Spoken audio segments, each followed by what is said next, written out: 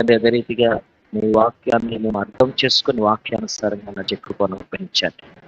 మీరే మొత్తం మాట్లాడమని యేసునామమున ప్రార్థించి అడిగి వేడుకొనుచున్నాం తండ్రి. ఆమేన్. దేవుని యొక్క రాజ్య నిర్మాణంలో మన యొక్క పాత్ర అనేది మనం నేర్చుకుంటూ ఉన్నాం. దేవుడు ఆయన మనలను దేవుని రాజ్యమును కట్టడానికి ప్రతినిధులుగా, దేవుని రాజ్యాన్ని కట్టే బాధ్యతను మనకిచ్చి దేవుని ప్రతినిధులుగా ఈ లోకంలో ఆయన మనలను ఏర్పాటు చేస్తాడు అనే విషయాన్ని మనం ధ్యానం చేసుకుంటున్నాం.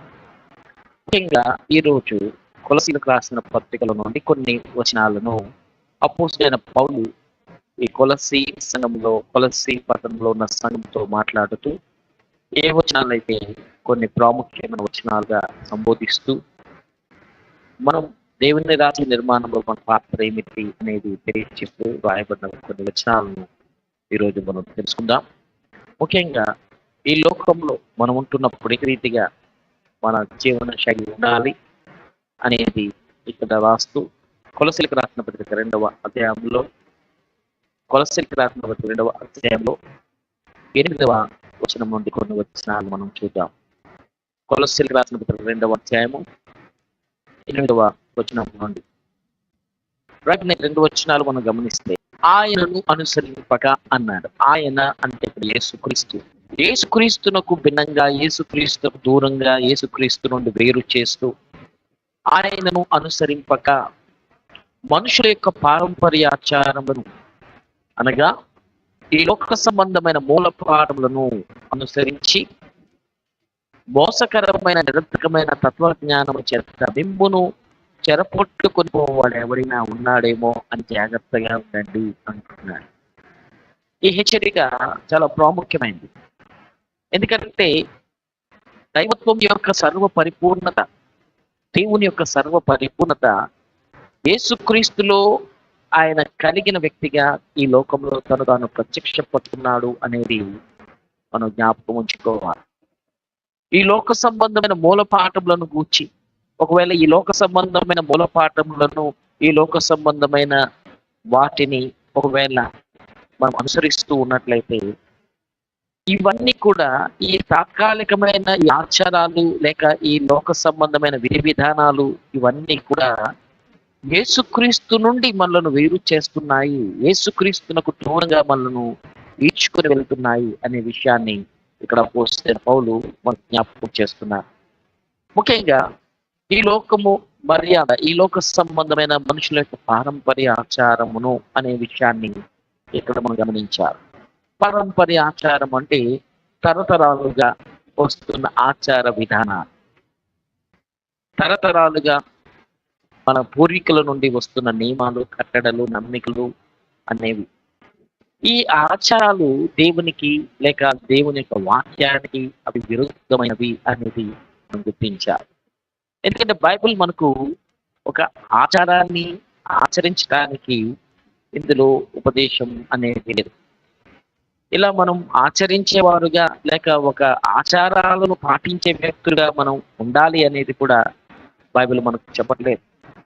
కానీ మనమున్న లోకం ఏమిటి, ఎక్కడ మనం నివసిస్తున్నాము, ఈ లోకంలో ఉన్నప్పుడు మన చుట్టూ కూడా మన పరిస్థితులన్నీ కూడా ఎలా ఉన్నాయంటే ఈ లోక సంబంధమైన ధర్మం, ఈ లోక సంబంధమైన మర్యాద, ఈ లోక సంబంధమైన ఆచారాలను అనుసరిస్తున్న ప్రజల మధ్య మనం నివసిస్తున్నాం.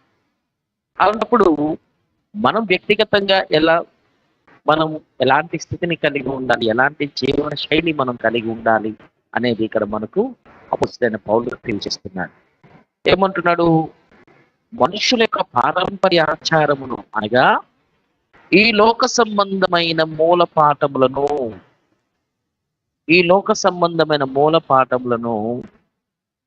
అనుసరించి మోసకరమైన నిరర్ధక తత్వజ్ఞానము చేత ఈ లోక సంబంధమైన తత్వజ్ఞానము చేత మిమ్మును చెరపట్టుకొని పోవాడు ఎవడైనా ఉన్నాడేమో అని జాగ్రత్త పడండి.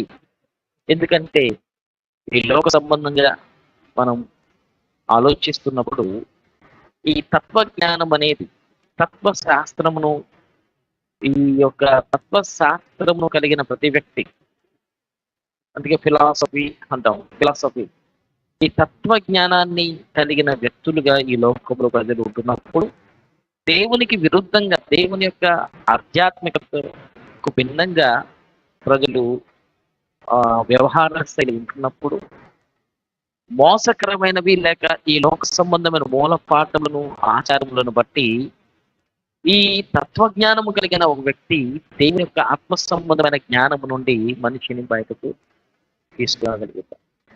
చాలా సందర్భాలలో అనేక మంది రక్షించబడిన అనుభవం కలిగిన వ్యక్తులే, దేవుని పట్ల భయభక్తులు కలిగిన వ్యక్తులే, దేవునిలో నమ్మకంగా ఉన్న వ్యక్తులే చిన్న చిన్న విషయాలలో వాక్యాన్ని సరైన రీతిగా అర్థం చేసుకోక దేవుణ్ణి విడిచిపెట్టి తిరిగి కాలక్రమేణా ఈ లోక సంబంధమైన వ్యవహార శైలికి, జీవన విధానానికి అలవాటు పడి తిరిగి వారి యొక్క ధర్మానికి లేక ఈ లోక సంబంధమైన వాటిని ప్రేమించేటట్టుగా మారిపోయిన వ్యక్తులు మనకు కనబడుతూ ఉన్నారు.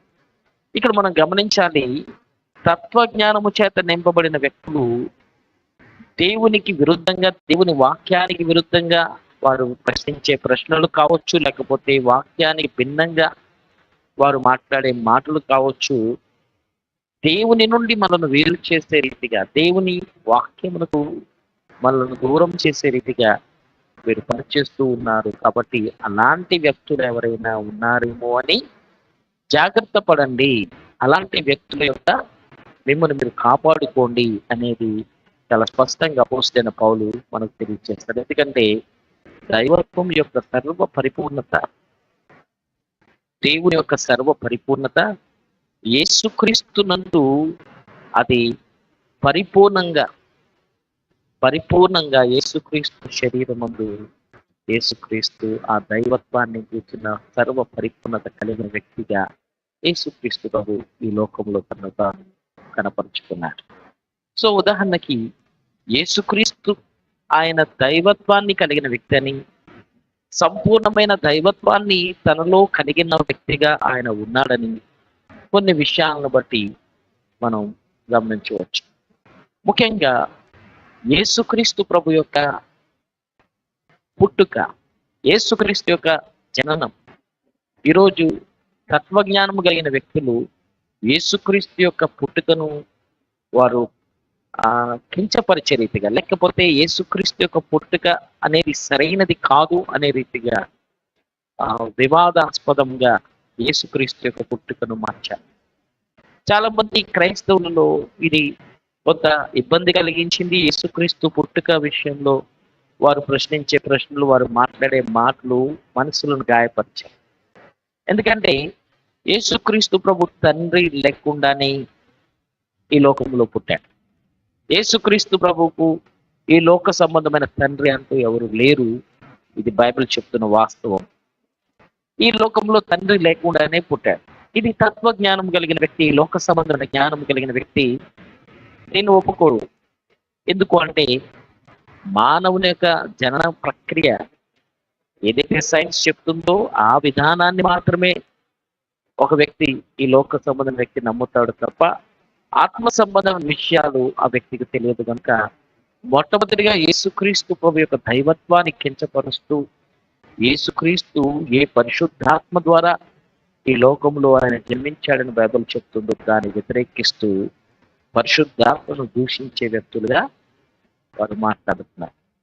బైబిల్ చాలా స్పష్టంగా చెప్తుంది, మరియ అన్నది నేను కన్యగా ఉన్నాను కదా, నేను పురుషుణ్ణి ఎరగని దానిగా ఉన్నాను కదా, ఇది ఎలా సాధ్యం? నా గర్భంలో ఎలా కుమారుడు పుడతాడు?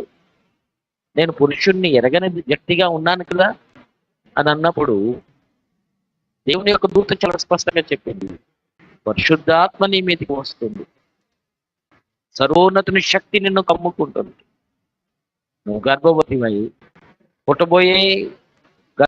అయినప్పుడు పుట్టబోయే కుమారుడు పరిశుద్ధుడు, అలాగే దేవుని కుమారుడు అనబడతాడు అనే విషయాన్ని చాలా స్పష్టంగా దేవుని యొక్క దూత మరొక చెప్పారు. లూకా రాసిన సువార్తలో ఈ మాటలు రాయబడ్డాయి. లూకా రాసిన సువార్త 1వ అధ్యాయంలో దేవుని యొక్క దూత ఇలాగూ తెలియచేశారు. 35వ వచనంలో, పరిశుద్ధాత్మ నీ మీదకి వచ్చును, సర్వోన్నతుని శక్తి నిన్ను కమ్ముకుంటుంది.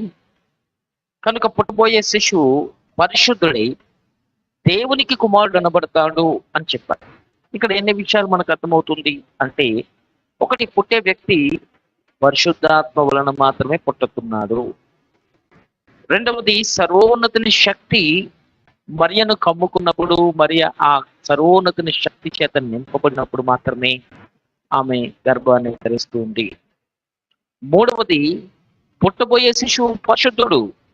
ఆయన పరిశుద్ధత కలిగిన వ్యక్తి కాబట్టి ఆ పరిశుద్ధుడిగా పిలువబడేవాడు దేవునికి కుమారుడుగా ఈ లోకంలో పిలువబడతాడు. దేవుని కుమారుడున పడతాడు తప్ప యోసేపు కుమారుడు, మరియ కుమారుడు అని పిలువబడడు అని చాలా స్పష్టంగా బైబిల్ చెప్తుంది. కాబట్టి పుట్టిన వ్యక్తి పరిశుద్ధాత్మ ప్రమేయం లేకుండా పుట్టలేదు. సర్వోన్నతుని శక్తి ఆవరించకుండా మరియ గర్భం ధరించలేదు. ఈ పుట్టిన వ్యక్తి పరిశుద్ధుడు అని బైబిల్ చెప్తుంది. ఈ పరిశుద్ధుడైన వ్యక్తి దేవుని కుమారుడు, మనిషి కుమారుడు కాదు, దేవుని కుమారుడు అని చెప్తూ ఉన్నప్పుడు, దేవుని యొక్క కుమారుడుగా పుట్టిన యేసుక్రీస్తు, మానవుని యొక్క ప్రమేయం లేకుండానే ఈ లోకంలో పుట్టిన యేసుక్రీస్తు అని బైబిల్ చాలా స్పష్టంగా చెప్తున్నప్పుడు, ఈ లోక సంబంధమైన వ్యక్తిగా యేసుక్రీస్తుని సంబోధిస్తూ, యేసుక్రీస్తు ఆయన పుట్టుక ఆయన పుట్టుక పరిశుద్ధాత్మ ద్వారా కన్య గర్భవతిగా మార్చబడిన ఈ సన్నివేశాన్ని పక్కకు పెట్టి చాలా అసభ్యంగా యేసుక్రీస్తు యొక్క దైవత్వాన్ని కించపరిచే రీతిగా, పరిశుద్ధాత్మను దూషించే రీతిగా ఈరోజు యేసుక్రీస్తు యొక్క దైవత్వాన్ని దూషిస్తూ, ఒప్పుకొనక, పరిశుద్ధాత్మ ద్వారా జరిగిన ఈ కార్యాన్ని ఒప్పుకొనక, ఎందుకంటే ఒక సైంటిస్ట్ ఆత్మ నమ్మడు, ఆత్మ సంబంధమైన విషయాలను అంతకన్నా నమ్మడు. ఆత్మ అనేది సైన్స్లో లేక శాస్త్రవేత్తకు అది రుచించదు. కాబట్టి కనబడని పదార్థాన్ని నమ్మని వ్యక్తిగా, ఆత్మ అనే ఒక కనబడని వ్యక్తిత్వాన్ని నమ్మని వ్యక్తిగా ఒక శాస్త్రవేత్త ఉన్నాడు. కాబట్టి ఎప్పటికీ ఈ తత్వజ్ఞానం కలిగిన ఒక వ్యక్తి ఆత్మ సంబంధమైన విషయాలను అతను అర్థం చేసుకోలేడు. యేసుక్రీస్తు యొక్క దైవత్వాన్ని అతను అర్థం చేసుకోవాలి. కానీ బైబిల్ చాలా స్పష్టంగా చెప్తుంది, యేసుక్రీస్తు ప్రభు పరిశుద్ధాత్మ ద్వారా పుట్టాడు, పరిశుద్ధాత్మ ద్వారా మరియ గర్భవతిగా అయింది. పుట్టిన వ్యక్తి పరిశుద్ధుడు కనుక దేవుని కుమారుడు అనబడతాడు అనే విషయాన్ని చాలా స్పష్టంగా బైబిల్ చెప్తుంది. అదే రీతిగా యేసుక్రీస్తు ప్రభు పుట్టిన తరువాత లూకా రాసిన సువార్త 2వ అధ్యాయంలో యేసుక్రీస్తు ప్రభు యొక్క జననం ఎంత గొప్పగా ఉన్నది అంటే, రెండవ అధ్యాయంలో యేసుక్రీస్తు యొక్క జననం ఎంత గొప్పగా వివరించబడింది అంటే, యేసుక్రీస్తు ఆయన ప్రభు అనే రీతిగా ప్రకటించబడ్డాడు. రెండవ అధ్యాయంలో 10వ వచనాన్ని గమనిస్తే, లూకా రాసిన సువార్త 2:10లో, అయితే ఆ దూత, భయపడకుడి, ఇదిగో ప్రజలందరికీ కలగబోయే మహా సంతోషకరమైన సువర్తమానం నేను మీకు తెలియచేస్తున్నా. అదేమిటి? 11వ వచనంలో, దావీదు పట్టణమందు నేడు రక్షకుడు, పుట్టిన వ్యక్తి రక్షకుడు అని, ఆయన మీ కొరకే పుట్టాడు అని, మీ కొరకే రక్షకుడు పుట్టాడు అని. ఆయన ఎవరో కాదు, ఈయన ప్రభువు అయిన క్రీస్తు. ప్రభువుగా పిలువబడే వ్యక్తి క్రీస్తు. అంటే అభిషక్తుడిగా, ఆత్మ ద్వారా, పరిశుద్ధాత్మ ద్వారా అభిషక్తుడు అంటే పరిశుద్ధాత్మ ద్వారా అభిషేకం కలిగిన వ్యక్తి. ఈ మాట దేవుని దూత సాక్షించాడు. ఆ పుట్టిన వ్యక్తి మానవ ప్రమేయంతో పుట్టలేదు. క్రీస్తు అంటే అభిషక్తుడు, పరిశుద్ధాత్మ ద్వారా పుట్టిన వ్యక్తి ఎవరో కాదు, ప్రభువు అయిన క్రీస్తు. అంటే ప్రభువు, పాత నిబంధనలు రాయబడిన ప్రభువు, పాత నిబంధనలు రాయబడిన యెహోవాగా పిలువబడిన వాడే ప్రభువు. ఆ ప్రభువే ఆత్మ ద్వారా ఈ లోకంలో పుట్టాడు అనే విషయాన్ని చాలా స్పష్టంగా దేవుని యొక్క దూత యేసుక్రీస్తు యొక్క జననాన్ని తెలియజేస్తాడు. ఈయన ఎవరో కాదు, ఈయన ప్రభువు అయిన అభిషేకం పరిశుద్ధాత్మ కలిగిన వ్యక్తి. కాబట్టి పరిశుద్ధాత్మ కలిగిన వాడు ప్రభువు, రక్షకుడు ఈ లోకంలో పుట్టాడు అని చెప్పి ఆయన ఎవరో కాదు, ఆ ప్రభువే దేవుడు అనేది దూతలందరూ వచ్చి సాక్షించారు. 2వ అధ్యాయంలో 13, 14 వచ్చిన ఇదే లూకా రాసిన సువార్త 2వ అధ్యాయం 13, 14 వచ్చిన వెంటనే పరలోక సైన్య సమూహం అంతా ఈ దూత వెనకాల నిలిచి ఉండి, పరలోక సైన్య సమూహము అని రాయబడింది. అంటే ఒకరిద్దరు కాదు, పరలోక సైన్యము, పరలోక సర్వలోక సైన్యం అంతా కూడా పరలోకం నుండి వచ్చిన ఒక వ్యక్తి భూమి మీద పుట్టినప్పుడు ఈ భూమి నుండి పరలోకాన్ని, ఆకాశమును అంటే అంతగా దూతల సమూహం. ఒకసారి ఊహించుకోండి, ఈ భూమి నుండి ఆకాశం అంచుల వరకు అందేటట్టుగా గొప్ప సైన్యం, ఈ దూతల సైన్యం అంతా కూడా ఈ గాబ్రియేలు దూతకు వెనక ఉండి ఏమన్నారు? సర్వ ఉన్నతమైన స్థలములలో ఈ పుట్టినవాడు దేవుడు కాబట్టి, ఈ పుట్టిన వ్యక్తి దేవుడు కాబట్టి, సర్వ ఉన్నతమైన స్థలములలో ఈ దేవునికి, ఈ పుట్టిన వానికి మహిమ, దేవునికి మహిమ. ఆయనకి ఇష్టలైన వ్యక్తులకి, ఈయనకి ఎవరైతే ఇష్టలవుతారో, ఎవరైతే ఈయన్ని ప్రేమిస్తారో, ఎవరైతే ఈయన విశ్వాసం ఉంచుతారో, ఆయనకి ఇష్టలైన వ్యక్తులందరికీ భూమి మీద సమాధానం అని, ఈ పుట్టిన వ్యక్తి దేవుడు అని, ఆయనను నమ్మే వ్యక్తికి సమాధానం కలుగుతుందని సర్వలోక సైన్యం, దేవుని దూతల సైన్యం అంతా కూడా యేసుక్రీస్తు ప్రభువును గురించి సాక్ష్యం ఇచ్చారు. కాబట్టి యేసుక్రీస్తు ప్రభు యొక్క పుట్టుక, ఆయన పరిశుద్ధుడని, ఆయన దేవుడని, ఆయన పరిశుద్ధాత్మ ద్వారా ఈ లోకంలో జన్మించిన వ్యక్తిని, పాత నిబంధనలో ప్రభువుగా యెహోవాగా పిలువబడిన వ్యక్తి, ఒక రక్షకుడుగా ఈ లోకంలో తనను తాను కనపరుచుకున్నాడని, ఆ పుట్టిన వ్యక్తి ఆయన ప్రభు అయిన క్రీస్తు, అభిషేకము కలిగిన వ్యక్తి, పరిశుద్ధాత్మ కలిగిన వ్యక్తి అని చాలా స్పష్టంగా బైబిల్ చెప్తుంది. కాబట్టి ఏదైతే దేవుణ్ణి గురించి, దైవత్వాన్ని గురించి, సంపూర్ణత, పరిశుద్ధత కలిగిన ఆ సంపూర్ణత ఏదైతే ఉన్నదో అది సంపూర్ణంగా యేసుక్రీస్తు ప్రభు శరీరంలో అది నివసిస్తూ, కలంకం లేని రక్తం కలిగిన వ్యక్తిగా, పరిశుద్ధుడైన రక్తం కలిగిన వ్యక్తిగా, పరిశుద్ధాత్మ ద్వారా జన్మించిన వ్యక్తిగా, పరిశుద్ధుడిగా ఈ లోకంలో ఆయన పుట్టాడు. అంత మాత్రమే కాదు, పరిశుద్ధుడిగా పుట్టి తాను పరిశుద్ధుడు అనే విషయాన్ని ఈ లోకంలో తాను నిర్ధారించాడు. నేను నిర్ధారిస్తాను అనే విషయాన్ని కూడా యేసుక్రీస్తు ప్రభు ఈ లోకంలో పుడతాడు అనే విషయాన్ని కూడా ముందుగానే ఆ దేవుడు ఈ లోకంలో ఆయన ముందుగానే ప్రకటించాడు. ఈ విషయాన్ని ఒకసారి ఇర్మియా గ్రంథంలోనికి వచ్చి కొన్ని మాటలు మనం చూద్దాం. యేసుక్రీస్తు యొక్క పుట్టుక ఎలా ఉంటుంది, యేసుక్రీస్తు పుట్టి ఏమి నిర్ధారిస్తాడు, ఏం పని చేస్తాడు, ఆయన పుట్టేది ఎందుకొరకు అనేది ఇర్మియా ప్రవక్త ద్వారా దేవుడు ఒక విషయాన్ని తెలియచేశాడు. అది నేను మీకు తెలియచేస్తాను. ఇర్మియా ప్రవక్త ద్వారా వ్రాయబడిన మాట నేను 2వ భాగంలో చూపిస్తాను. మొట్టమొదటిగా యెహెజ్కేలు గ్రంథం కొద్దాం. యెహెజ్కేలు గ్రంథం 36వ అధ్యాయంలో, యెహెజ్కేలు గ్రంథం 36వ అధ్యాయంలో 21వ వచనం నుండి 22, 23 వచనాలు ఒకటి చదవండి.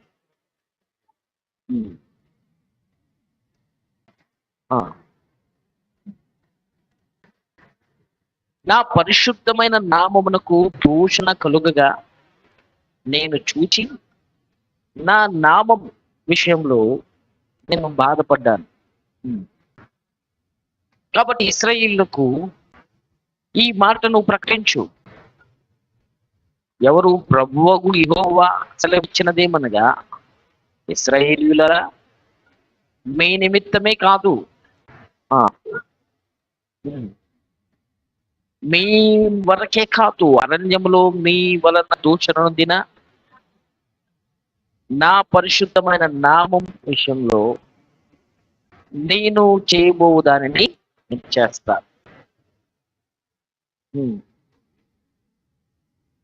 అన్యజనుల మధ్య మీరు దూషించిన నా ఘనమైన నామమును ఏమన్నాడు? నేను పరిశుద్ధపరుస్తాను. వారి ఎదుట అంటే అన్యుల ఎదుట, అలాగే ఇశ్రాయేలీయులైన మీ ఎదుట, నీ యందు నేను ఏంటి పరిశుద్ధపరచుకున్నగా నేనే ఆ ప్రభు అయిన యెహోవాను అని నేను అందరికి తెలుసుకునేటట్టుగా చేస్తానంట. అంటే దేవుడు తన పరిశుద్ధ నామమునకు కళంకమట్టినప్పుడు, ఆయన నామం అవమానపరచబడినప్పుడు, ఆ పరిశుద్ధత కలిగిన నామమునకు కళంకం అంటే దూషణ పాలైనప్పుడు, ఇశ్రాయేలీయులు వెళ్ళిన ప్రతి చోట వీళ్ళ దేవుడు పరిశుద్ధుడు కదా, వీళ్ళ దేవుడు పరిశుద్ధుడు కదా, వీళ్ళేంటి ఇలా ఉన్నారని ఆ ఘనమైన నామాన్ని బట్టి ఇశ్రాయేలీయులు చేసిన ఆ దేవునికి వ్యతిరేకమైన కార్యాలను బట్టి దేవుని నామమునకు కళంకం అంటే దేవుని నామం దూషించబడినప్పుడు దేవుడి రీతిగా అన్నాడు, నేను వచ్చి ఆ దూషణ పాలైన అన్యజనుల ఎదుట, అలాగే ఇశ్రాయేలీయులైన మీ ఎదుట నా నామం పరిశుద్ధపరుచుకుంటా, నేను పరిశుద్ధులని రుజువు చేసుకుంటాను. ఎందుకంటే నా పరిశుద్ధ నామమును నేను ఈ లోకంలో కనపరుచుకుంటాను. నేను పరిశుద్ధుడును అనే విషయాన్ని, నేను పరిశుద్ధమైన దేవుడును అనే విషయాన్ని నేను రుజువు చేసుకుంటానని చెప్పి ముందుగానే యెహెజ్కేలు ప్రవక్త ద్వారా దేవుడు మాట్లాడి తన యొక్క పరిశుద్ధతను ఈ లోకంలో ప్రూవ్ చేసుకుంటానని చెప్పారు. ఇప్పుడు దేవుడు పరిశుద్ధతను ఎలా ప్రూవ్ చేసుకుంటాడు? పరలోకంలో ఉండి నేను పరిశుద్ధులను అంటే అది కుదరదు కదా. పరలోకంలో ఆయన పరిమితమైపోయి ఈ భూమి మీదకు రాకుండా ఉంటే ఆయన నామం పరిశుద్ధమైన నామం అనే విషయాన్ని ప్రజలకు ఆయన ఎలా తెలియచేస్తాడు? కాబట్టి పరిశుద్ధమైన దేవుడు, పరిశుద్ధమైన నామం కలిగిన వాడు తాను పరిశుద్ధుడు అనే విషయాన్ని ఈ భూమి మీద నేను రుజువు చేస్తానని చెప్పిన రీతిగా ఈ లోకములోని పరిశుద్ధాత్మ వలన పరిశుద్ధుడిగా పిలువబడే వ్యక్తి, పరిశుద్ధాత్మ కలిగిన వ్యక్తి మాత్రమే పిలువబడతాడు కనుక పరిశుద్ధాత్మ వలన ఈ లోకంలోనికి రక్షకుడుగా తన్ను తాను ఈ లోకంలో రక్షకుడుగా ఆయన తన్ను తాను కనపరుచుకొని రక్షకుడుగా ఈ లోకంలో జన్మించి తాను పరిశుద్ధుడని పరిశుద్ధమైన వ్యక్తిగా ఈ లోకంలో వచ్చి తను తాను రుజువు చేసుకొని తన నామం పరిశుద్ధమైనదని రుజువు చేశారు. యోహాను రాసిన సువార్తలో యేసుక్రీస్తు ప్రభువు ప్రశ్నించిన ప్రశ్న ఇదే.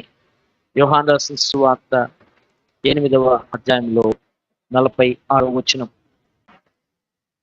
8వ అధ్యాయం 46వ వచనంలో నా యందు పాపం అనేది ఉన్నదని ఎవడు ప్రూవ్ చేయగలుగుతాడు, ఎవడు స్థాపిస్తాడు, ఎవడు రుజువు చేస్తాడని ప్రపంచానికి సవాలు విసిరాడు. ఇప్పుడు యేసుక్రీస్తు ప్రభువులో పాపం ఉంది, ఈ విషయం బట్టి ఆయన అపవిత్రుడు, ఈ విషయం బట్టి యేసుక్రీస్తు ప్రభు యొక్క పాపం ఆయనలో లోపం ఉందని, ఆయన పాపి అని ఎవడు స్థాపిస్తాడని ప్రపంచానికి సవాలు విసిరిన వాడుగా యేసు ప్రభు కనపడుతుంది. ఈరోజు ప్రపంచమంతా కూడా ప్రపంచానికి సవాలు విసిరి నాలో పాపం ఉన్నదని ఎవడు స్థాపిస్తాడంటే ఒక్కడు నోరిప్పలేరు. ఆ రోజు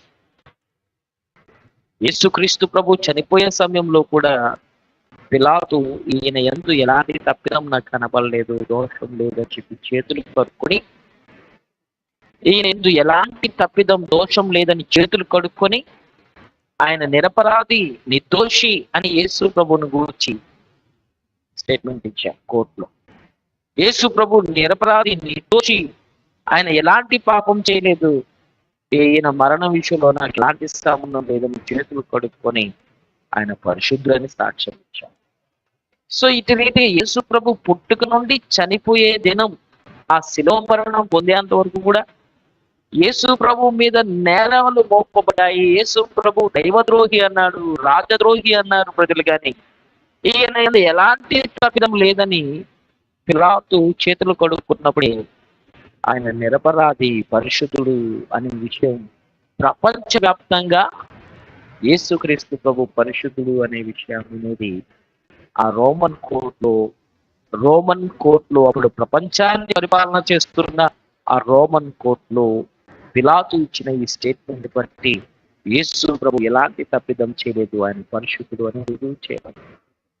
కాబట్టి యేసుక్రీస్తు ప్రభు ఈ లోకంలోనికి వచ్చి తన్ను తాను పరిశుద్ధపరచుకుంటానని, నాకు నేనుగా అన్యుల ఎదుట, ఇశ్రాయేలీయుల ఎదుట నన్ను నేను పరిశుద్ధపరచుకుంటానని చెప్పిన రీతిగా తీర్పు తీరుస్తున్న సమయంలో ఒక పక్క రోమా సామ్రాజ్యం అంటే అన్యులు, ఇంకొక వైపు ఇశ్రాయేలీలు, పరిసయ్యులు, శాస్త్రులు, వాక్యాన్ని ధర్మశాస్త్రాన్ని బోధించే వ్యక్తులు ఒకవైపు ఇశ్రాయేలీలు ఉన్నప్పుడు వీరిద్దరి మధ్య యేసు ప్రభు నిరపరాధి, పరిశుద్ధుడు, ఆయనలో లోపం లేదు, ఆయన పరిశుద్ధుడు అని తీర్పు తీర్చబడినప్పుడు తను తాను పరిశుద్ధుడు అని ప్రూవ్ చేసుకుంది.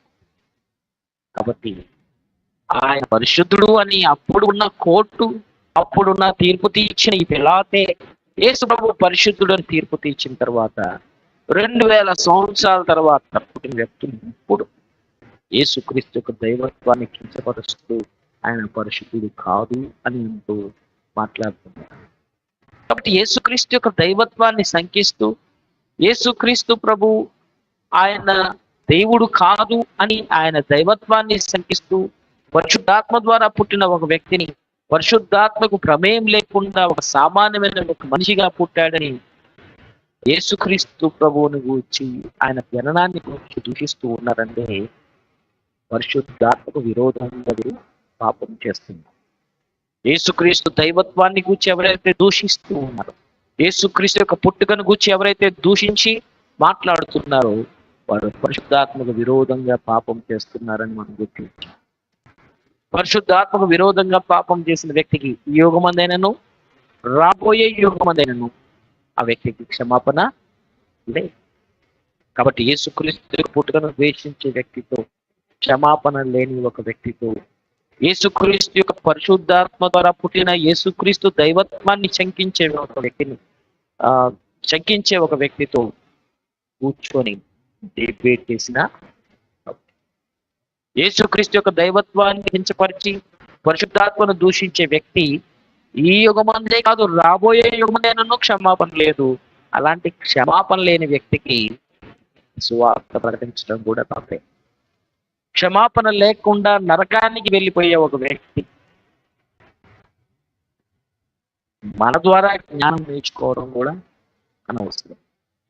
కాబట్టి మనము ఈ లోక సంబంధమైన తత్వజ్ఞానం చేత మనం మోసగించబడకుండా, ఈ లోక సంబంధమైన సిద్ధాంతాలను బట్టి, ఆచారాలను బట్టి మనల్ని ఎవరూ కూడా క్రీస్తు యొక్క దైవత్వం నుండి మనల్ని దూరం చేసి వేరు చేయకుండా మనలను మనం భద్రపరుచుకునే కాలం అనేది ఆసన్నమైంది. తిరిగి మళ్ళీ కొలస్సీలకు రాసిన పత్రికలోనికి వద్దాం. కొలస్సీలకు రాసిన పత్రికలో కొన్ని ప్రధానమైన విషయాలు ఇక్కడ తెలియచేస్తున్నారు. 9వ వచనంలో ఏలయనగా దేవత్వం యొక్క సర్వ పరిపూర్ణత శరీరముగా క్రీస్తునందు నివసించుచున్నది. కాబట్టి యేసుక్రీస్తులో ఆయన పరిశుద్ధుడు అని సంపూర్ణంగా తను తాను నిరూపింపబడ్డాడు. యేసుక్రీస్తు ప్రభు సంపూర్ణంగా పరిశుద్ధుడు అని నిరూపింపబడ్డాడు. కొందరు కొన్ని రకాలుగా ప్రశ్నిస్తున్న ప్రశ్నల్లో కొన్ని ప్రశ్నలు ఏంటంటే, యేసు ప్రభువే ధర్మశాస్త్రానికి విరుద్ధంగా ధర్మశాస్త్రాన్ని ఆచరించకుండా ఉన్నాడు కదా, ధర్మశాస్త్రాన్ని ఎవరైనా ఆచరించకపోతే ఆచరించకపోతే అతడు పాపి కదా, యేసుక్రీస్తు ప్రభు ధర్మశాస్త్రానికి విరుద్ధంగా పనిచేశాడు కదా, లేక యేసుక్రీస్తు ప్రభు ధర్మశాస్త్రాన్ని పాటించలేదు కదా అనేది కొంతమంది యొక్క వాదం. అయితే యేసుక్రీస్తు ప్రభు ధర్మశాస్త్రాన్ని నేను పాటిస్తాను, దాన్ని పాటించి దాన్ని నెరవేర్చడానికి నేను వచ్చాను అని చాలా ఖచ్చితంగా యేసు ప్రభు చెప్పారు. అయితే యేసుక్రీస్తు ప్రభు ఆయన ఈ ధర్మశాస్త్రాన్ని ఎట్టి రీతిగా చూడమని చెప్పాడు, తాను ఎలా చూశాడు? మార్కు రాసిన సువార్త 2వ అధ్యాయంలో అసలు యేసుక్రీస్తు ప్రభు ఎవరు అనేది ఇక్కడ తాను తెలియచేశారు. మార్కు రాసిన సువార్త 2వ అధ్యాయం 27, 28 వచనాలు.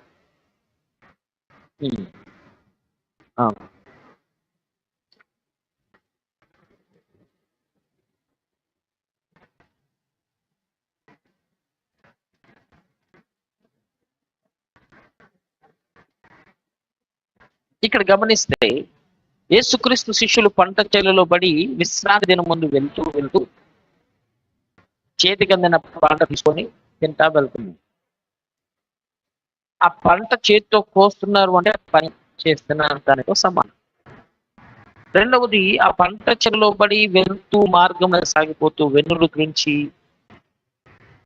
పని చేస్తున్నట్టుగా ఇలా వెన్నులు తుంచుకుంటూ వెళ్తున్నారు. అంటే విశ్రాంతి దినం పని చేస్తున్నట్టుగా వాళ్ళు వాటిని లాగి పీగుతూ వెళ్తున్నారు. ఇక్కడ గమనిస్తే ఈ మాటలు మార్కు సువార్త 2వ అధ్యాయం 23వ వచనం నుండి రాయబడ్డాయి. ఆయన విశ్రాంతి దినమందు పంట చేలలో పడి వెళ్ళుచూ ఉండగా శిష్యులు మార్గమున సాగిపోవచ్చు వెన్నులు త్రుంచుచూ ఉన్నారు. అందుకు పరిసయ్యులు, చూడుము, విశ్రాంతి దినమున చేయకూడనివి వారు ఎలా చేస్తున్నారు? పని చేయకూడదు కదా, ఇక్కడ తీసి అక్కడ వస్తువు పెట్టకూడదు కదా, ఏ పని చేయకుండా సమాధి మందిరంలో కూర్చోవాలి కదా, అలాంటప్పుడు మీరేంటి వెనులు తుంచి చేత్తో పట్టుకొని తింటా హాయిగా వెళ్ళిపోతున్నారేంటి అని వీళ్ళందరూ, చూడు వీళ్ళు విశ్రాంతి దినం పాటించట్లేదు కదా అని పరిసయ్యులు యేసు ప్రభువును ప్రశ్నించారు. అప్పుడు 25వ వచనంలో, అందుకు ఆయన వారితో ఇట్లన్నాడు, తాను తనతో కూడా ఉన్నవారు ఆకలి కొనినప్పుడు దావీదునకు అవసరము వచ్చినప్పుడు అతడు చేసినది మీరెన్నడూ చదవలేదా? అబ్యాతారు ప్రధాన యాజకుడై ఉండగా దేవ మందిరంలోనికి వెళ్ళి యాజకులే గాని ఇతరులు తినకూడని సమకూడదు తాను తిని తనతో కూడా ఉన్న వారికి ఇచ్చాడు కదా. యాజకుడు మాత్రమే పరిశుద్ధ స్థలానికి వెళ్ళి రొట్టె పెట్టాలి, పాడైన రొట్టెను తీసేయాలి. అలాంటి రొట్టె దగ్గరికి వెళ్ళి అతలో తిన్నాడు, అది తీసుకొని వచ్చి ఇతరులకు ఇచ్చాడు కదా. మరి అలాంటప్పుడు దావీదును మీరు తప్పు పట్టారా? పట్టలేదు కదా అని అంటూ, విశ్రాంతి దినం మనుషుల కొరకే నియమింపబడింది. మనుషుల యొక్క పారంపర్య ఆచారాలను బట్టి ఎవడు మిమ్మల్ని మోసగించకూడదు. ఈరోజు విశ్రాంతి దినం అనేది శనివారమే మనం ఆరాధన చేయాలి, ఆదివారం కాదు అని బోధించే బోధలు ఉన్నాయి. గమనించండి, యేసు ఇచ్చిన స్టేట్మెంట్, విశ్రాంతి దినం మనుషుల కొరకే నియమింపబడింది. ఎస్, విశ్రాంతి దినం మనుషులు ఆచరించాలని నియమింపబడింది. ఇది యేసు ప్రభు కూడా చెప్తున్నాడు, విశ్రాంతి దినం మనుషుల కొరకే నియమింపబడింది. బట్ కానీ ఏమని రాయబడింది 27వ వచనం మార్కు సువార్త 2:27లో, కానీ మనుషులు విశ్రాంతి దినము కొరకు నియమింపబడలేదు. ఇది గుర్తించాలి, విశ్రాంతి దినం అనేది మనుషుల కొరకు నియమింపబడింది. మనుషుల కొరకు విశ్రాంతి దినం నియమింపబడింది, కానీ మనుషులు విశ్రాంతి దినమే పాటించడానికి నియమింపబడలేదు. విశ్రాంతి దినం కొరకు వాళ్ళు పుట్టలేదు, విశ్రాంతి దినం పాటించడానికి వాళ్ళు పుట్టలేదు అనే విషయాన్ని యేసు ప్రభు చాలా స్పష్టంగా చెప్పారు. విశ్రాంతి దినం అనేది మనుషుల కొరకు నియమింపబడింది, కానీ విశ్రాంతి దినం కొరకు మనిషి పుట్టలేదు. ఇది యేసు ప్రభు ఇచ్చిన స్టేట్మెంట్. కాబట్టి ఏమంటున్నారు 8వ వచనంలో, మనుష్య కుమారుడు ఈ విశ్రాంతి దినం పాటించండి, 7వ రోజు పని చేయకుండా దేవుణ్ణి ఆరాధించండి అని చెప్పిన ప్రభువు, ఈ మనుష్య కుమారుడు ఈ విశ్రాంతి దినమునకు ఎవరైతే ఆరాధించబడటానికి అర్హత కలిగి ఉన్నాడో, ఎవరైతే విశ్రాంతి దినం పాటించాలని చెప్పిన ఆజ్ఞ ఇచ్చిన దేవుడుగా ఉన్నాడో, ఆ విశ్రాంతి దినానికి నేనే ప్రభువు అని అన్నాడు. ఇప్పుడు ఆజ్ఞలు ఇచ్చిన వాడు ఎవరు? ఆజ్ఞలు పాటించమని చెప్పిన విశ్రాంతి దినం పాటించండి, మీరు 6 రోజులు కష్టపడి 7వ రోజు విశ్రాంతి దినం మీరు పరిశుద్ధంగా దాన్ని ఆచరించాలని చెప్పిన ఈ ప్రభువును నేనే అని చెప్పారు. ఇప్పుడు యేసు ప్రభు తన దైవత్వాన్ని ఏమని చెప్పాడు? నేనే ఆజ్ఞాపించింది, నేనే ఆజ్ఞలు పాటించమని చెప్పింది, నేను ఈ విశ్రాంతి దినమునకు ప్రభువుని చెప్పాను. కాబట్టి ఇక్కడ ఉన్న ప్రభువును పక్కకు పెట్టి విశ్రాంతి దినం పాటించడం వల్ల ఉపయోగం లేదు కదా. యేసుక్రీస్తే విశ్రాంతి దినమునకు ప్రభు అయినప్పుడు యేసుక్రీస్తును ప్రభువుగా నమ్మిన వ్యక్తి దగ్గరకు వచ్చి కొందరు యెహోవాయే దేవుడు అని, కావలి కోట అనే ఒక పత్రికను పట్టుకొచ్చి యెహోవాయే దేవుడు అని యెహోవా సాక్షులు మన దగ్గరకు వచ్చినప్పుడు చాలా మంది కన్ఫ్యూజ్ అయిపోతున్నారు. వారు మరి ఇదే వాక్యాన్ని పట్టుకుని మన దగ్గరకు వచ్చి ఇదే వాక్యాన్ని మనకు బోధిస్తా యేసు ప్రభు దేవుడు కాదు, యెహోవాయే దేవుడు అంటారు. గమనించండి, యెహోవాయే దేవుడు, యేసు ప్రభు దేవుడు కాదా? ఈ రెండింటిని ఎలా చూడాలి? ప్రభువు అనే అర్థం వచ్చేది యెహోవా అనే పదం. యెహోవా అనే పదానికి అర్థం ప్రభు.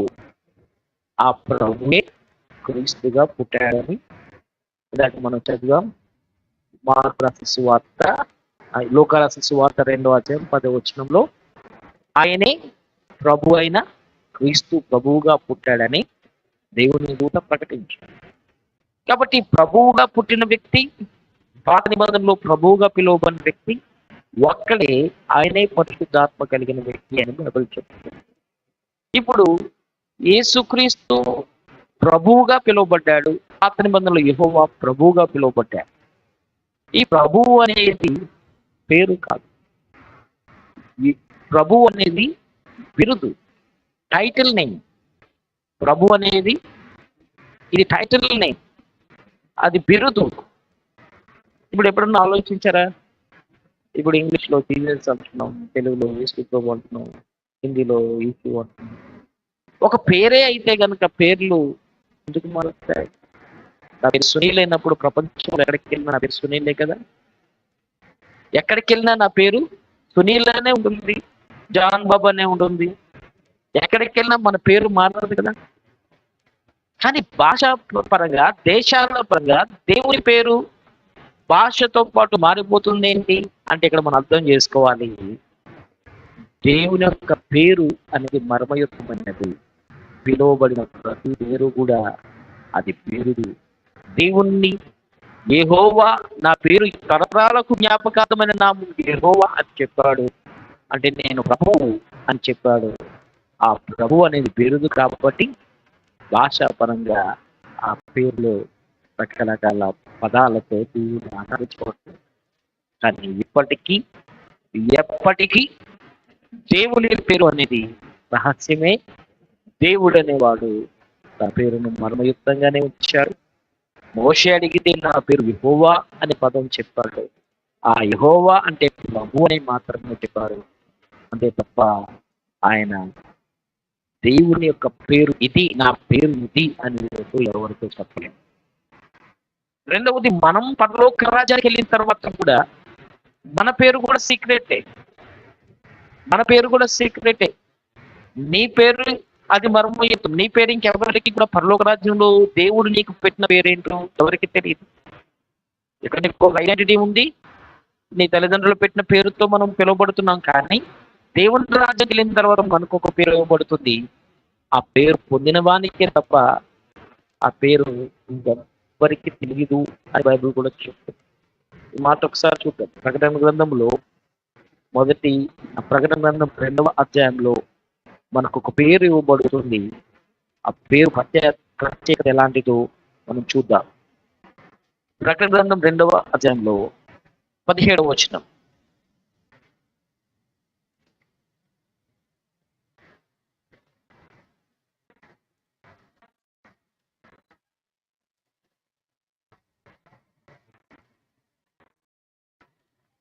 అతనికి తెల్ల రాతిని ఇస్తును, ఆ రాతి మీద చెక్కబడిన ఒక కొత్త పేరు నేమ్ ప్లేట్ ఇస్తాడు, కొత్త పేరు ఇస్తాడు.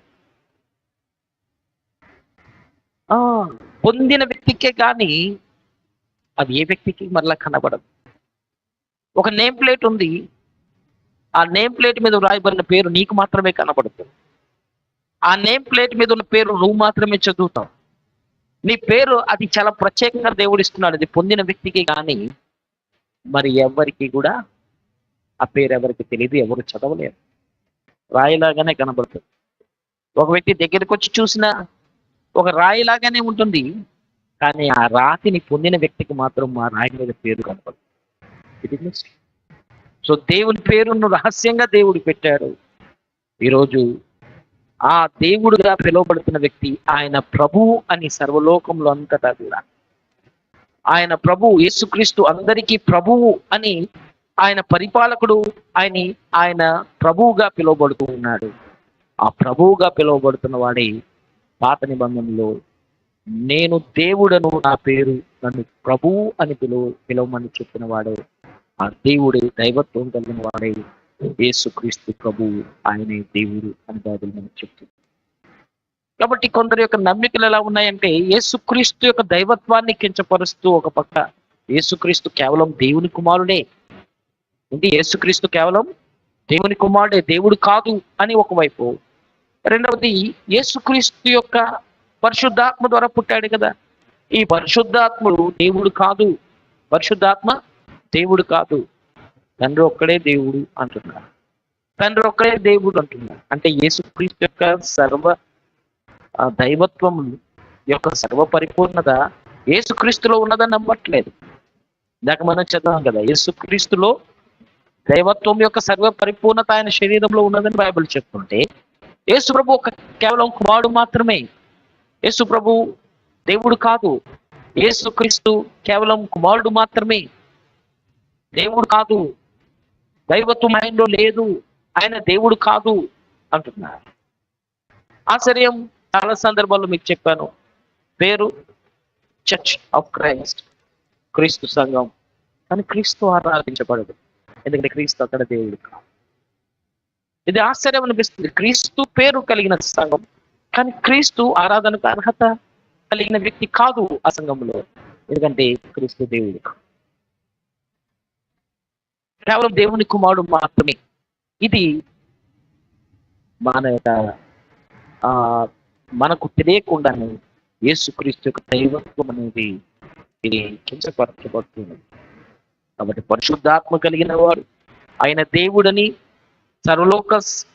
సర్వ సైన్యం దూతలందరూ కూడా ఆయన పుట్టినవాడు సర్వోన్నతమైన స్థలముల్లో ఈ దేవునికి మహిమ అని యేసుక్రీస్తు ప్రభువును చూపించి, ఈయనకి ఇష్టమైన వ్యక్తికి భూమి మీద సమాధానం అని యేసు ప్రభువుని గురించి కోట్ల దూతలు వచ్చి సాక్ష్యం ఇస్తే, ఆ పరలోకం నుండి వచ్చిన దూతలే వచ్చి సాక్ష్యం నేరుగా ఇస్తే, ఆ పుట్టిన అసలు దేవుడే కాదు, దైవత్వం లేనివాడు అని యేసుక్రీస్తు యొక్క దైవత్వాన్ని కించపరుస్తుంది. కాబట్టి ఈ యొక్క అంచె దినాలలో ఇప్పుడు దాడి నీ మీద నా మీద కాదు, ఇప్పుడు దాడి మన మీద కాదు, శత్రువులు మనం కాదు, మనం నమ్మిన దేవుడు మన చుట్టూ ఉన్న వారి శత్రువు. మనం నమ్మిన దేవుడే మన చుట్టూ ఉన్న వ్యక్తులకు శత్రువు. మీరు శవాన్ని ఆరాధిస్తున్నారు, యేసు ప్రభు చనిపోయాడు, ఆ శవాన్ని మీరు ఆరాధిస్తున్నారు అని కించపరుస్తున్నారు. సరే, శవాన్ని ఆరాధిస్తున్నందుకు బాధపడాలి కదా, అయ్యో చచ్చిన దేవుణ్ణి ఇలా ఆరాధిస్తున్నారని సానుభూతి చూపించాలి కదా. కానీ మన మీద పగ ఎందుకు, మన మీద ప్రతీకారం ఎందుకు, మన మీద వారు దాడి ఎందుకు చేస్తున్నారంటే ఆయన చావలేదు, బ్రతికే ఉన్నాడు అని వీళ్ళు ఇంకా చచ్చిన దేవుణ్ణి నమ్మామనుకోండి, అయ్యో క్రైస్తవులందరూ యేసు ప్రభు ఆ చచ్చిపోయిన శవాన్ని నమ్మారు అని వీళ్ళు సానుభూతి చూపించి బాధపడాలి, అయ్యో వీళ్ళు అమాయకులు అనాలి. కానీ మన మీద వారు దాడి చేస్తున్నారంటే యేసుక్రీస్తు సజీవుడు అనే విషయాన్ని వాళ్ళు ఒప్పుకుంటున్నారు. ఎక్కడ సువార్త ప్రకటించబడుతుందో అక్కడ గ్రామాలలో ఉన్న ఆలయాలు మూడబడుతున్నాయి. ఎక్కడైతే సువార్త ప్రకటన జరుగుతుందో అక్కడ జాతరలు ఆగిపోతున్నాయి, పండగలు ఆగిపోతున్నాయి, వారి యొక్క ఆచార విధానాలన్నిటికీ భంగం కలుగుతుంది. కాబట్టి ఇండియా దేశం అంతటా కూడా ఏ ధర్మం అయితే సనాతనంగా ఉన్నదో, ఏ ధర్మం అయితే, ఏ ఆచారం అయితే పాత కాలం నుండి ఉందో ఆ ఆచారమే భూమి మీద ఈ ఇండియాలో ఉండాలి తప్ప వేరేదేది కూడా ఉండకూడదని చెప్పి ధర్మం పేరుతో, సనాతన ధర్మం పేరుతో, ఈ ఆచార పేరుతో దైవత్వాన్ని కించపరుస్తూ దేవునికి విరుద్ధంగా దాడి జరుగుతుంది. కాబట్టి ఏ ఆచారం యేసు ప్రభు ఆయన ఆచరించమని చెప్పలేదు, ఆచారాలు ఆచరించి ఈ విధానాన్ని పాటించండి అని యేసు ప్రభు చెప్పలేదు. పరిసయ్యులు, శాస్త్రులు ఆచారాలు ఆచరించారు. వారు నిలువుటంగీలు వేసుకోవాలని, వారి యొక్క పద్ధతుల ప్రకారంగా ప్రతిదీ వారు చేస్తున్నప్పుడు యేసు ప్రభు వారిని ధిక్కరించారు. యేసు ప్రభు వాళ్ళని సున్నం కొట్టిన సమాధులు. యేసుక్రీస్తు ప్రభు ఆచార విధానాలను పాటించే వ్యక్తులను యేసు ప్రభు లెక్క చేయలేదు.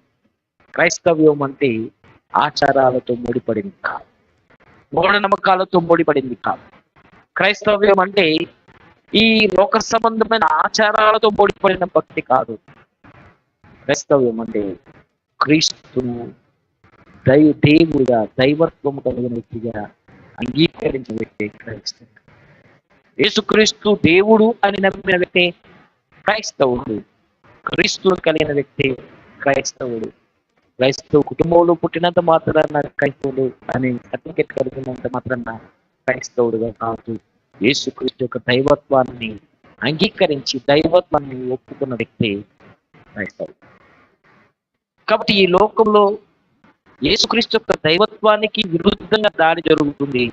ఆయన మరణించాడని కాదు, ఆయన సజీవులను ఒప్పుకుంటున్నారు. కాబట్టి మన పైన క్రైస్తవుల పైన దాడి జరుగుతుంది.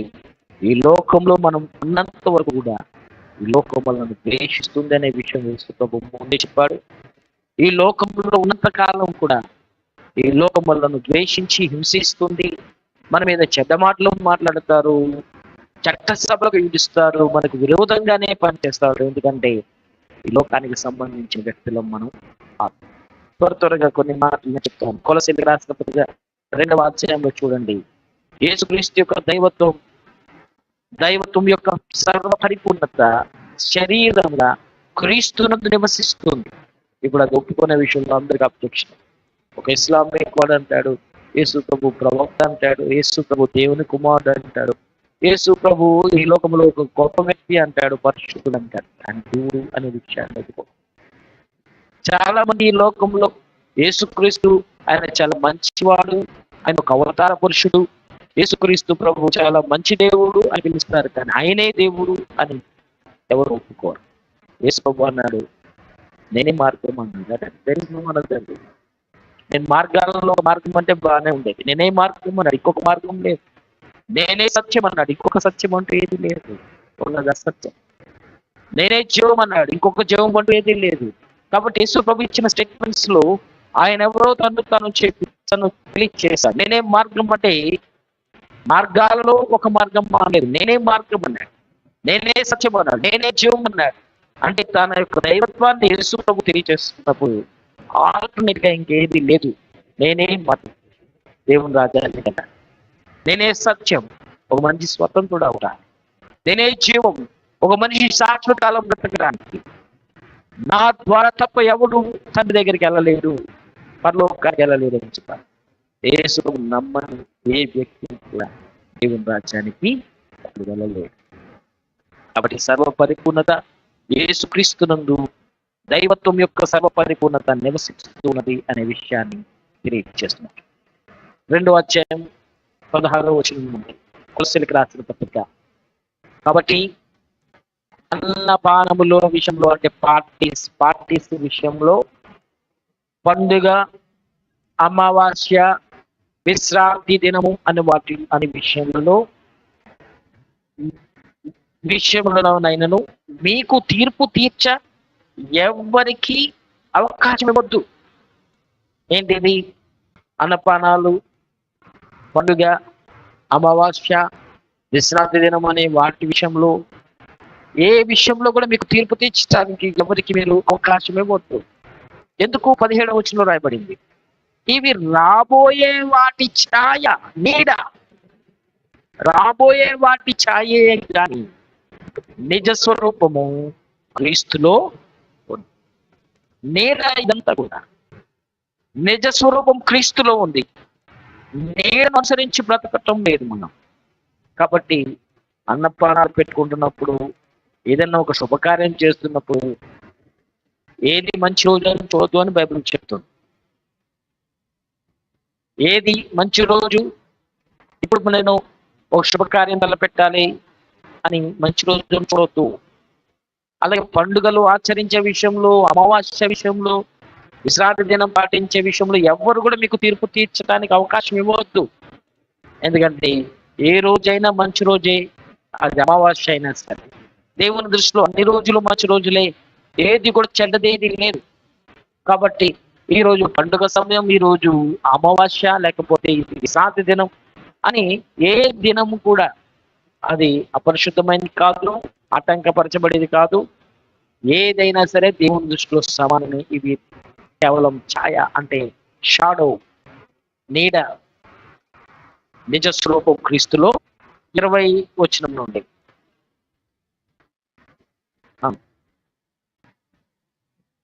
దీని అర్థం ఏంటంటే, మీరు క్రీస్తుతో కూడా లోకం యొక్క మూలపాఠముల విషయమై మృతి పొందిన వారైతే, ఈ లోక సంబంధమైన ఆచారాల విషయంలో మీరు మృతి పొందిన వారైతే, క్రీస్తు ఎలాగైతే మృతి పొందాడో, యేసు క్రీస్తు ప్రభు ధర్మశాస్త్రం బట్టి తీర్పు తీర్చబడి ఒక చట్టాన్ని తన మీద ఆపాదించుకొని ఎలాగైతే ఆ నియమ నిబంధనలన్నిటికీ ముగింపు పలికాడో, అలా మృతి పొందాడో, అదే రీతిగా మీరు కూడా ఈ లోక మూల పాఠముల యందు, ఈ లోక సంబంధమైన మూల పాఠముల విషయమై క్రీస్తుతో పాటు మృతి పొందిన వారైతే, లోకములో బ్రతుకుచున్నట్టుగా, అంటే సామాన్యమైన వ్యక్తులుగా, సామాన్యమైన విశ్వాసులుగా బ్రతుకుచున్నట్టుగా, మనుషుల ఆజ్ఞలను, పద్ధతులను అనుసరించి చేతం ముట్టుకోవద్దు, పట్టుకోవద్దు, ఇవి రుచి చూడవద్దు, ఇది ముట్టవద్దు అనే వాటికి మీరు ఎందుకు లోబడుతున్నారు? ఈ పద్ధతులు మీకు ఎందుకు? వాటిని ముట్టుకోవద్దు, ఇది రుచి చూడవద్దు, ఇది చెయ్యొద్దు అనేది మీరు ఎందుకు పాటిస్తున్నారు? ఇవన్నీ ఏమీ లేవు. అందుకే బైబిల్ ఏమని చెప్తుంది? అట్టివి స్వేచ్ఛారాధన విషయంలోను, వినయం విషయంలోను, దేహ శిక్ష విషయంలోను, జ్ఞానరూపకమైనవి అని ఎంచబడుచున్నవే గాని శరీరేచ్ఛ నిగ్రహము విషయంలో ఏ మాత్రమును ఎన్నిక చేయబడినవి కాదు. ఒక మనిషికి ఇవ్వబడిన స్వేచ్ఛ ఆరాధన విషయంలో, ఒక మనిషికి ఇవ్వబడిన స్వేచ్ఛ విషయంలో, ఇవి దేహ శిక్ష విషయంలో జ్ఞాన రూపకమైనవిగా ఎంచబడుతున్నవి కానీ శరీరేచ్ఛానుసారంగా, శరీరేచ్ఛ నిగ్రహం విషయంలో ఏమాత్రం, శరీరేచ్ఛ నిగ్రహం అంటే శరీర సంబంధమైన వాటన్నిటిలో నిగ్రహం కలిగి ఉంచిందే దేవుని ఆత్మ.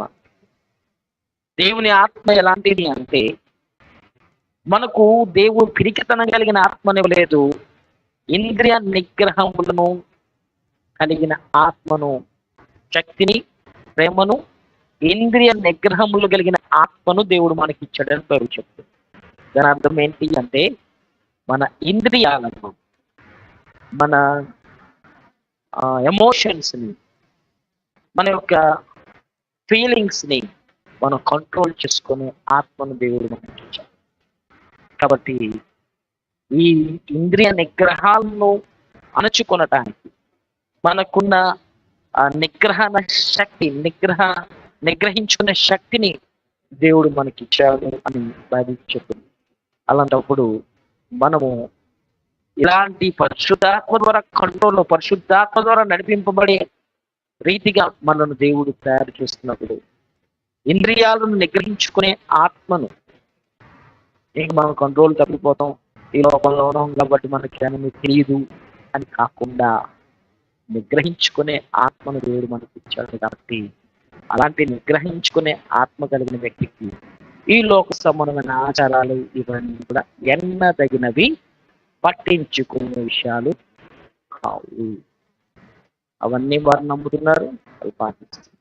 కానీ ఇవన్నీ మనం అప్లై చేసుకోవడానికి, వాటిని పాటించడానికి, వాటిని ఎన్నిక కలిగినవిగా మనం తీసుకొనడానికి అవి ఎంత మాత్రము కూడా ఇంద్రియ నిగ్రహాలు కలిగిన ఆత్మను బట్టి బ్రతికే వ్యక్తికి ఎన్నదగినవి.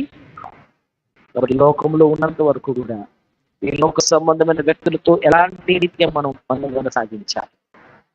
ఇప్పుడు మనం వాడుతున్న టూత్ పేస్ట్ మొదలుకొని తినే ఆహార పదార్థాలన్నీ, ఉపయోగించే వస్తువులన్నీ, ఒకరోజు మనం ఉపయోగించే ప్రతి పదార్థం కూడా ప్రతి దినం పూజ జరిగిన తర్వాత షాప్ నుంచి బయటకు వస్తాయి. అవన్నీ మనం ఏం పట్టించుకోవాలి. ఎందుకంటే ఇంద్రియ నిగ్రహంలో కలిగిన ఆత్మను దేవుడు మనకి ఇచ్చాడు. అదే పట్టించుకున్నాం అనుకోండి, అని పూజ చేసిన తర్వాత మనకి ఇంటికి వచ్చింది, పూజ చేసిన తర్వాత సామాను మన ఇంటికి వచ్చి షాప్లో నుంచి అనుకున్నాం అనుకోండి, మనం బతకాలి. కాబట్టి ఇవన్నీ ఎన్నదగినవి కాదు. ఈ లోకంలో ఉన్నంత వరకు కూడా వీటన్నిటిని పరిగణలోకి తీసుకోవద్దు. ఒకరితో ఒకరు సామరస్యంగా, ప్రేమ కలిగి ఉండాలి. అందరినీ ప్రేమించే వ్యక్తులుగానే ఉండండి. దేవుని రాజ్యం కట్టబడాలి అండి. ఇది ఒకరినొకరు దూరం పెట్టడం బట్టి, మనం వాళ్ళకు దూరం అవటం బట్టి కాదు, కానీ ఈ ఆచారాలు, పద్ధతులు ఇవన్నిటినీ పక్కకు పెట్టి దానికి మించి ఒక వ్యక్తితో దేవుని సువార్త ప్రకటించడం బట్టి, ఒక వ్యక్తికి దగ్గరగా మార్చబడటం బట్టి దేవుని రాజ్యం అనేది కట్టబడుతుంది. కాబట్టి ఈ యొక్క విధి విధానాలన్నీ కూడా ఇవన్నీ ఈ లోక సంబంధంగా ఒక నీడను పోలినవి. క్రీస్తులో నిజ స్వరూపం ఉంది, క్రీస్తులో నిజమైన దైవత్వం ఉన్నది అని నమ్మి మనం జీవించాలి అనే లైఫ్ స్టైల్ అంతటిని కూడా ఇక్కడ అపోస్తలుడైన పౌలు సంఘానికి తెలియజేస్తున్నారు.